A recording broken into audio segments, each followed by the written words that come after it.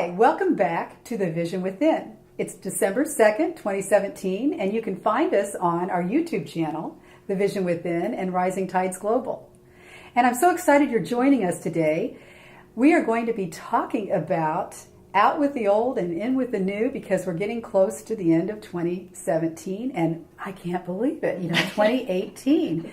And what does all that mean? Out with the old, in with the new, how we transition. And we were also talking about, maybe we'll bring up the subject of our dear ones, friends and family passing on, and that, causes us to regroup and sadness and, just that transition. So I'm Lisa. Loretta. I'm Lori. And Katrina. And so we were going to talk a little bit about that. Just a moment ago, we were all speaking about how we were noticing that there are a lot of friends, family members, sort of celebrities that are passing on. And it seems as though every week I'm hearing of somebody that's one or two layers removed from me that's transitioning from this reality to their next soul's kind of transition and or evolution, as it were. And so I'm just thinking how interesting it is that so many people are choosing to move on at this point. And how do we feel about what you said? Do we feel like we're being left behind, or do we feel like we're here to finish some work? I mean, are you guys noticing the same thing? Yes. I've had two just in this past week. And interesting for me, because it has brought up some things, how do I feel about this? Am I getting left behind? Am I happy to be here? And, and I noticed something yesterday, and it would only happen when I was talking with someone about it that I really became aware. But I have noticed that sometimes I meet someone very briefly, like I was asked to help just simply sit with someone who had brain cancer, and I had the available time, so I was really excited about sitting with him and being there and so forth. And so I went and met with them, and their home was beautiful, and it was filled with all these really peaceful things. And so I was feeling stressed at first, like, oh, I hope they like me, all of these things, because I was just so excited to have the opportunity. And as I was looking around their home, I said, oh my gosh, you must love to travel. And we talked about all of these trips that they love to take together. And just, I could feel the energy shift, and the gentleman was so calm. And, then we were talking about what was going on with his brain. And, I was like, oh, have you ever saw one of those little Zen gardens? I was like, play with that, that'd be right up your alley. Anyway, we really hit it off. And then the day before I was supposed to start with him, he took a little turn for the worst, and I found that he passed on the 29th, just a couple of days ago. And I feel like it was very divinely guided to be there, that simply by being present and sometimes just being the observer and shedding light on all of the beauty of their life, sometimes we can help, Maybe that's part of why we're all here too, is, observing through love. Wow, this is great. Yeah. So you say you've noticed too, Loretta, eventually? Oh, yeah. I mean, just, the same. I mean, of course, all the celebrities and everything that you hear on the news, and it's just like in droves. I mean, forget about it going in threes, it's going in like, tens and 20s, right? Right. Family of friends that I have, even colleagues at work, I mean, their extended family.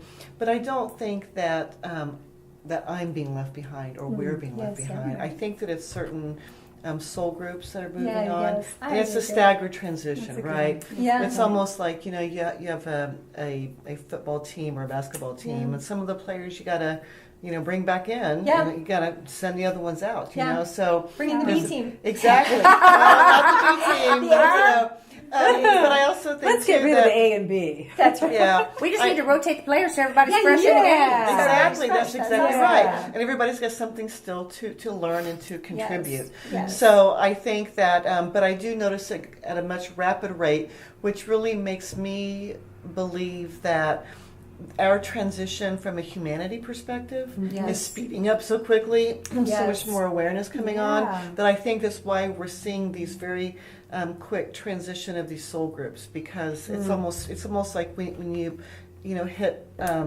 you know. Fast forward. Yes, exactly. Fast forward. I was going to say reverse, but when you hit fast Yeah. forward, I'm glad you know what my finger on there means. But it's almost like, people, and you can control the speed sometimes at which Yes, it that fast makes forwards. But that's the reason why I think that we're seeing all this, just these That groups makes of sense. transitions like this. Mm-hmm. That's an interesting perspective. Yeah. So, what about you, Lisa? Well, when I was hearing all you speak, I was thinking about identity. I heard the word identity and self-identity. And, we identify. Last segment we were talking about focusing. We identify with people, places, and things, loved ones that pass on. And what do we do now when they're gone? It's like an identity a part of us that we identified with, like a self-identity. And all these celebrities we've identified with, and now they're no longer in our lives.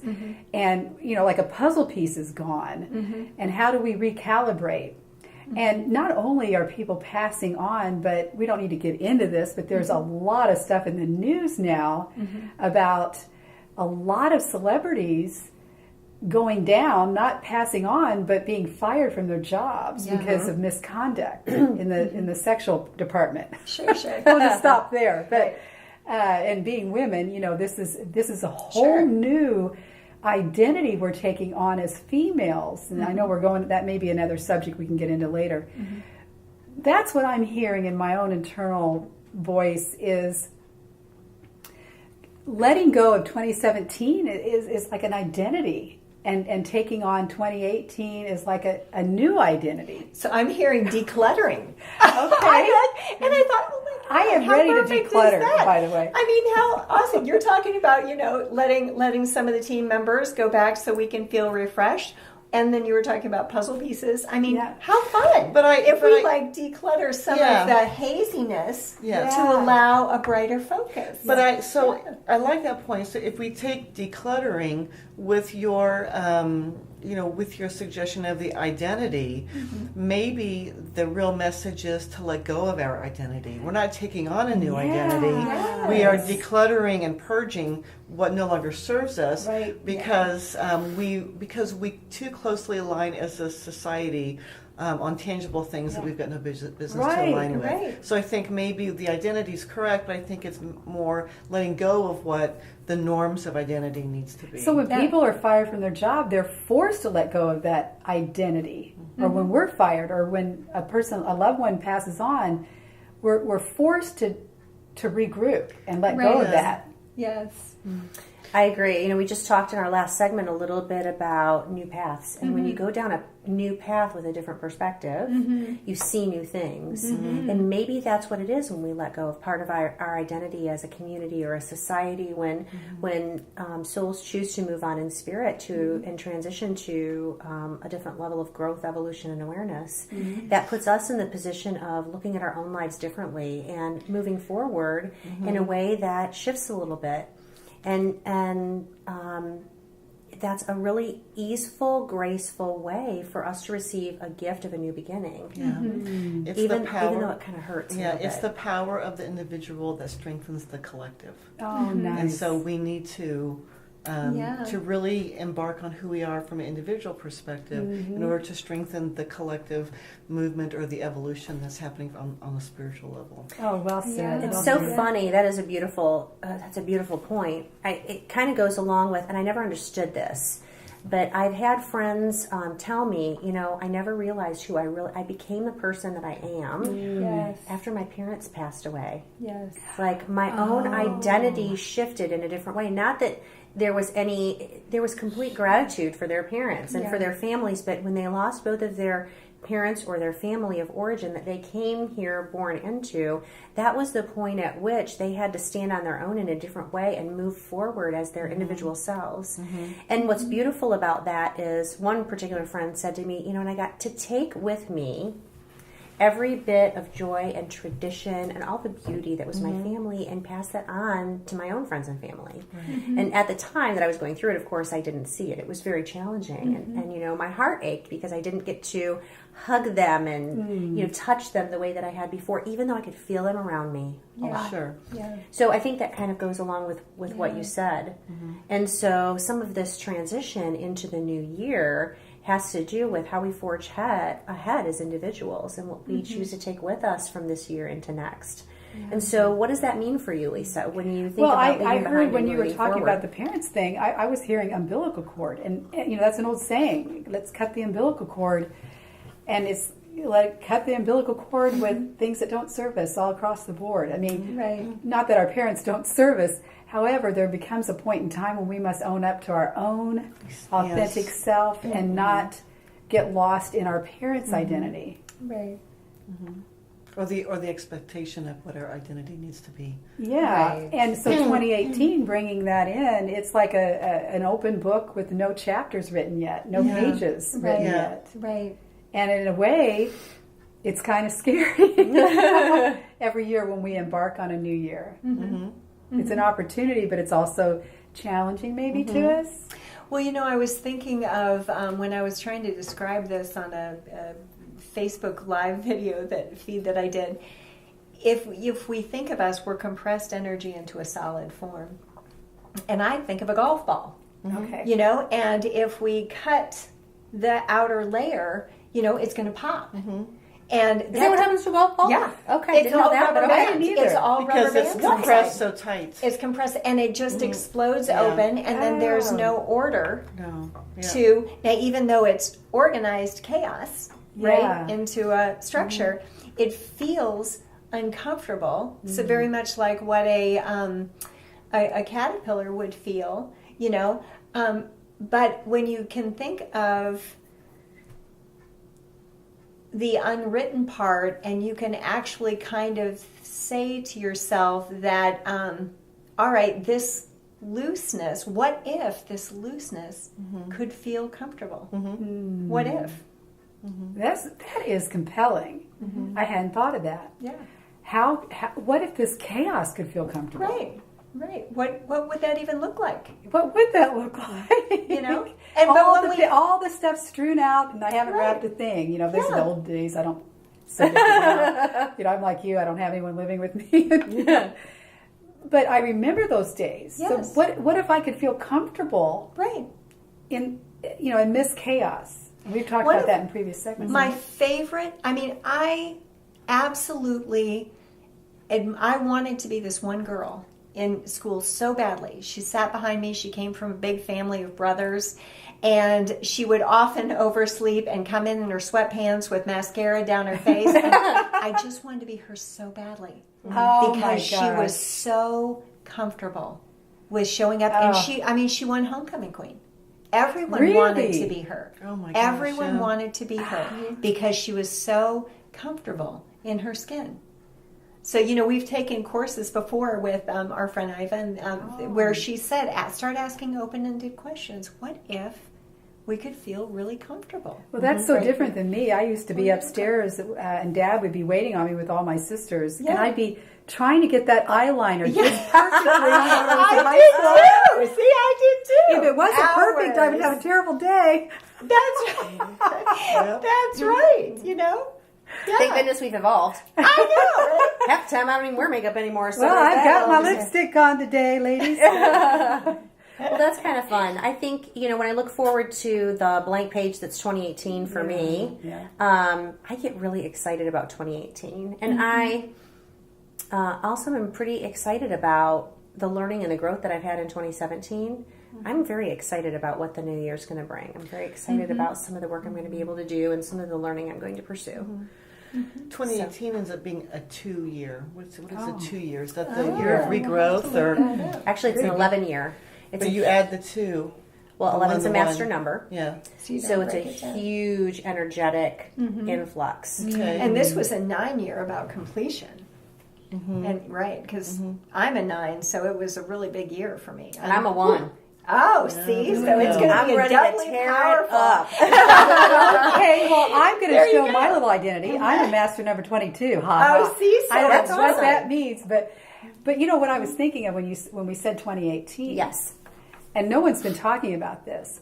However, we're 18. Think about it. Our age 18. You know, we've been in the tumultuous honey. teens. Oh, And now we're entering, I'm getting chills. We're entering 18. You know, 18 and 19, we're getting close to 20 and 21. 18 is the Maturity year of and the- independence, Yeah. too, when we are legal Yes. adults. So I think we're over the hump, ladies. Yes, thank goodness, right? Whew. I, for one, am happy about that. me too. It's so funny. I've had friends say to me, "Wouldn't you love to go back to being in your 20s again?" Yeah, not so much. Yes, no, I would not go back. I'm not to that Would there weren't if some- I would if I could take back with me what I know. I would do it. But we know that through What's the epigenetics, look? I'm letting that ruminate a little bit. But I might still have that umbilical cord attached too much to my parents at the age of 17 and 18. yes, so. yes. I mean, 18, I was starting to let it go, I guess Right. is what I'm saying. Yeah. But with epigenetics, we know that we're creating our genes, we're expressing new genes in every moment. So I've been telling myself every day I'm getting younger and younger. And I do a visualization where I tear off 12 pages of a calendar each day and I take off another year. I just let them go. I let the pages fly away. I'm going Awesome. back in time because I have a whole new awareness of how I want my body to be, and I feel like I'm just starting a whole new life. You know, Well, we talked about time last segment, and I love this concept of back in time. Maybe we can talk about that in another segment. I Right, love sure. that. There's a lot in that. oh yeah. That's that back in time idea. Well, and it's all about visualization and intention, and if we can visualize and we can create, you know. So that's just the beautiful thing. If we can, My little saying, imagine, visualize, create. right, Yeah. right. Yeah. So I mean, if we can imagine, we've got a calendar right here, and we can visualize, you know, taking off years, you know, then we can create that new reality. Because we're focusing in on it. Correct. Correct. Yeah. You know, it just occurred to me. I love what you said about taking back the same knowledge. I don't know that I would go back. I don't think I Only I wouldn't because, and here's why. Because for a I moment I was done like, that. ooh, you know, I had a really terrific little figure when I was that age. That would be fantastic.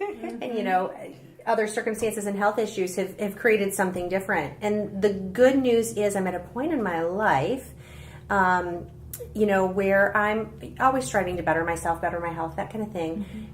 And at the same time, I wouldn't trade any line on my face, any scar on my body, any freckle from the sun because I had so much joy in getting here. Yeah. Even the challenges have brought in so much gratitude and so much, I don't want to say charity, compassion, really, that I don't think I'd trade any of it, even to go back with what I know now.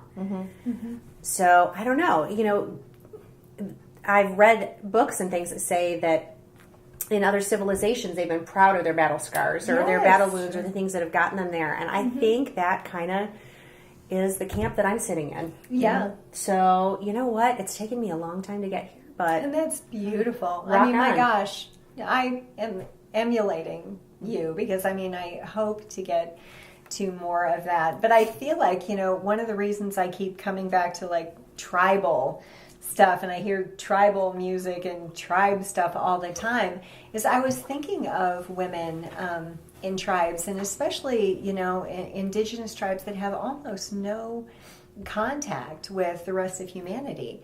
You know, they're not aware that their body is any different, you know, from anyone else, or that their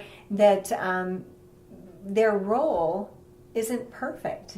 They're unaware of that, and so they're so happy. So it's getting back to the self-identity thing. Yeah, absolutely. yeah. And so often, you know, you talk about a lot of times, Lisa, duality. And so there's this whole duality about how our self-identity and what we choose in any moment to be, how we choose to show up on the planet, in our lives, in our community. And you know, a lot of times it's by comparison. Yeah. Whether it's our comparisons to our own lives, whether it's comparisons to the lives of celebrities or other people, and it just is a way for that to fall away and for us to choose differently and step into that blank page. Oh, I love it. How fun is that? Yay. And hearing that song right now about standing with a blank page before me. Oh. Uncharted. Yeah, Uncharted. I've That's been the hearing song. that over and over. Do you know the tune? You sang for us last time. You know what? If I had not had laryngitis, I can't hit any high notes, girl. I didn't. Okay. But thank I you for gotcha. asking. So, yeah, I mean, but the song is wonderful. Oh, it's one of Yeah. my favorites. One of my favorites because how beautiful to have that whole blank page. And we've talked about being scribes Yes. before and Yeah. writing it. I often ask myself, you know what? Why aren't I burning it in the page? You know, Oh. right? Because like, what's holding me back from doing that? You know. But I've been writing a lot more. That's good. Yeah. Well, I think we've been all Yes, over so- the page this Yeah. segment. We have been all over the page this segment. We've talked about shifting energy of souls kind of evolving into the next level or incarnation or moving into spirit, how that affects us and impacts our lives, what we choose, our individuality, how we show up in our community, and just everything around our own identity and how we feel around that and the choices that we make and how we help time disappear to be able to look back on what we have been so we can appreciate how far we've come and what our next step is as we move forward. So thank you so much for joining us. I'm Katrina. I'm Lori. Loretta. And I'm Lisa. So please join us on our YouTube channel on The Vision Within. Yeah, I'm going to get that at some point. The Vision Within, and also on Rising Tides Global on our Facebook page. And we'd love it if you leave a comment, either about this segment or any ideas you have for future segments. And we'd love to have you join us in our conversation. So have a wonderful day. Bye. Bye-bye. Thank you.